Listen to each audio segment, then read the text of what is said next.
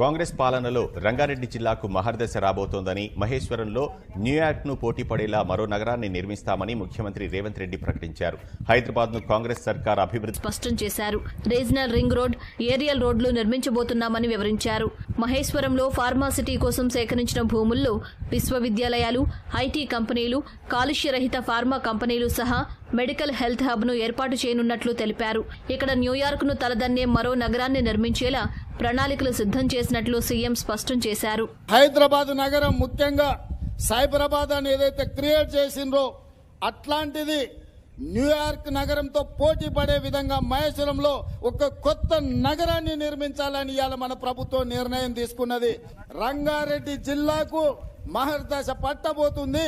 ప్రపంచానికి ఒక పర్యాటక క్షేత్రంగా మన రంగారెడ్డి జిల్లా మారబోతుంది.